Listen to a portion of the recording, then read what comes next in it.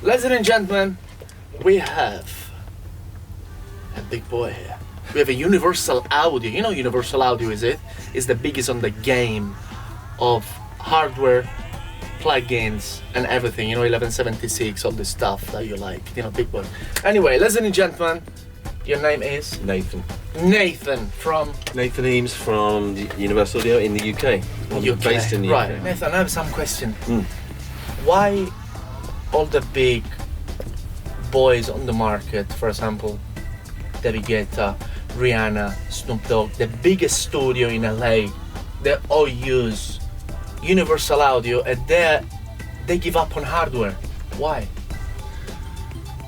Convenience. I mean, these big guys can afford all the hardware, of course. You know, they're not cheap. You know, we still make the hardware, LA2A compressors, like $3,000, but it's the convenience of being able to recall stuff. These guys are mixing stuff and need to be able to work fast. They need to be able to recall a mix, and you know, going around the room trying to remember all the settings for all the hardware to recall a mix. So, do you think that, for example, let's take a mastering compressor like Shadow Hills? Do you think Shadow Hills, that I think the plugin is about $299 and the real Shadow Hills is $8,000? Do you think, but you have to talk honestly, otherwise I swear to God I'm gonna get my ear cut, I'm gonna put it here, I'm gonna let you bite the neck. I need to know the plugin and the hardware. Are they the same? Are they the same? Swear, you have to tell the truth, because you know, tell the truth. I've not. Hold on, stay there, don't move. Stay there, don't move. Stay the truth. Alright, now you're scaring me. Are they the same? Are they the same? They are very, very, very similar. No. Similar, it doesn't work on my dictionary. They are exactly the same. I've not personally sat and listened to a Shadow Hills compressor versus the software myself, but I've talked to lots and lots of big engineers, a lot of big engineers, and they do say that a lot of the plugins are almost exactly the same. I know you don't want me to say the word almost. All right, they are the same. Maybe go. Yeah, I was telling these guys this morning. You know, there's a big engineer called Mick Wazowski. He's got like big manly massive passive, same kind of thing. Four or five grand. They've all got these units, and they don't switch them on anymore because they have the plugins, and it's the convenience of being able to recall it. You know, different settings for different mixes. Let me see. Manly. Massive passive, there you go. So that's going to cost you several thousand. So you are telling me they've got these units. This boy is sucking so much DSP. That's why I go extra DSP. If I put 4 Ds, if I have only analog Apollo, that's it. You are out of DSP. Please give us more money. So it's a lot of code in that plugin. A lot. Now. But my question, I have another question that I've really, guys, you have to do that. I swear, you have to do that. How long Universal has been on the market? 16, 17 years.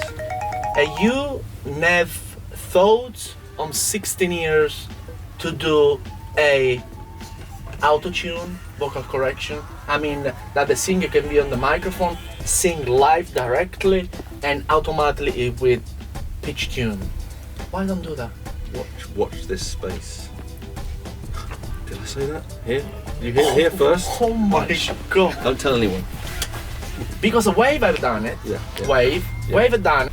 So watch this space. So you're saying that... I didn't say anything.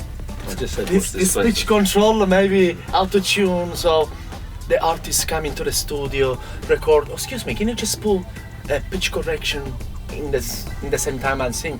If I want to do that now, I cannot do that. You can on native, but not in the UAD platform.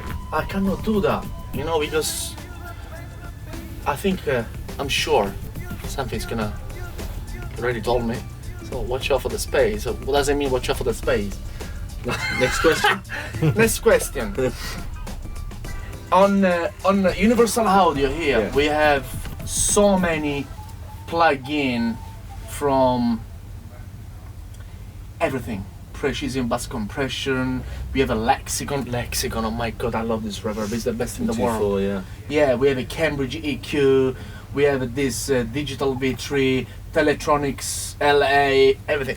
But guys, did you ever thought in 16 years to do a Nord lead synthesizer or a piano? You're asking all the right questions, that's for sure. Again, yeah, but you know, who knows? Maybe we'll look at that at some point in the future. I can't say we're going to ship something tomorrow that's going to have keyboards, but who knows? Saying to us, maybe they will look into it. Maybe they will. I actually don't know that for sure. Okay, now you've been working on Universal Audio for how long?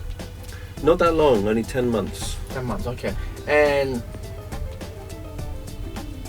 my question is, do you think after Apollo 8, this Apollo unit that they change the metering, now they can change with one button to 44, 48 and 96 hertz. That's fantastic. Here you can see they can change it, you can see it.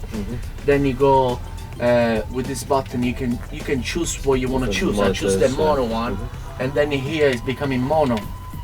So it sounds really good. The preamp is very amazing. But do you think it's gonna be another version? Well, this is fairly new. Yeah. I mean, like the silver Apollo came out 2012. These came out in 2015, so they're the kind of next generation Apollos. So that's definitely the current technology. They're the best converters you can buy. Okay. Is there anything new coming out?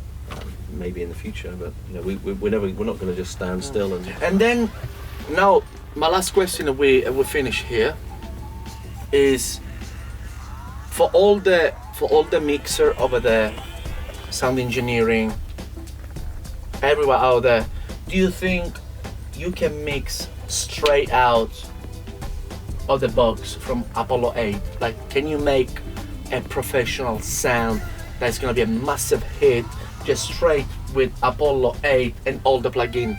Can you do it, or you need the hardware? Absolutely, you can do it, and it's being done all the time. A lot of stuff you hear on the radio is all mixed in the box, just using plugins. That's good. Ladies and gentlemen, everything for today. It was a big honor to have Universal Audio at the studio. Keep out and keep watching out for something. Can't wait. Good to meet you, man. Thank you, and I'll see you very soon. Thank you, guys.